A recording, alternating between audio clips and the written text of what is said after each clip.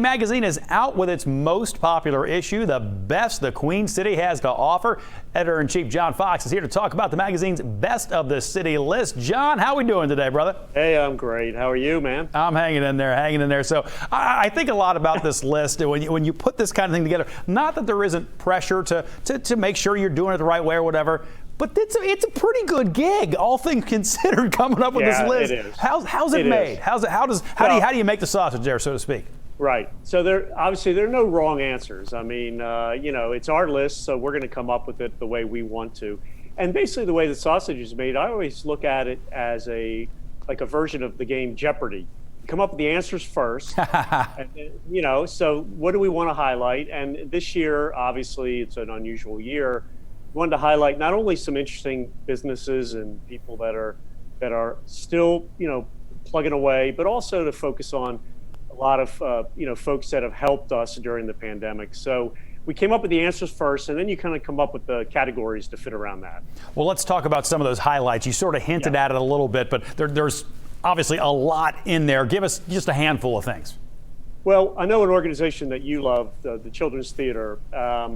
They did an interesting thing because, again, they can't perform live, so they've come up with a interactive online show, and they're doing a couple of shows where there are points during the show where you can make, as a viewer, you can make choices and you send the story in a different direction. So that's kind of cool. That's a way to sort of make the best of the situation. Yeah. But we have small businesses. We highlight the Bridgeview Box Park, that new thing over at Newport on the Levee. We highlight some new businesses that have opened, new flower shop, a cat cafe in Covington. Nice. Where you can go in and have a drink and then play with cats in the back room if you're so disposed to do that. You can even adopt one if you want to. So there's that was the cool thing about this is, again, this has been a challenging year, but there's a lot of people that are still trying new things, trying to pivot from what they've been doing, and we just wanted to highlight them and sort of remind people that it's not all bad. Well, and did you feel at all, and I don't know if added pressure is the right way to say it, but more of a responsibility to really shine the light on people who are trying to figure out and are trying to find different ways? Because a lot of local craftspeople, they can't reach people the way they would normally reach people.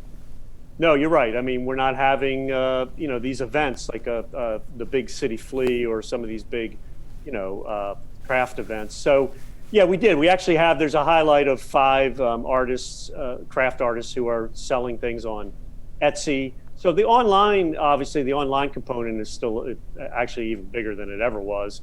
So there are still ways for people to connect, but they're harder to find. You used to be able to just sort of wander into a store or wander into one of these events, these big group events, and find somebody. And so, yeah, we wanted to definitely highlight people and put specific websites in the article so that you can go find them if you're interested. Nice. And tell me about the Best of the City box.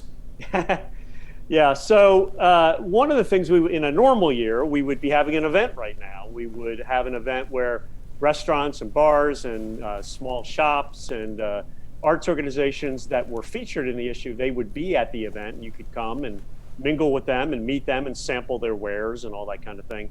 Well, obviously we can't have an event this year, so what we decided to do is put the event in a box.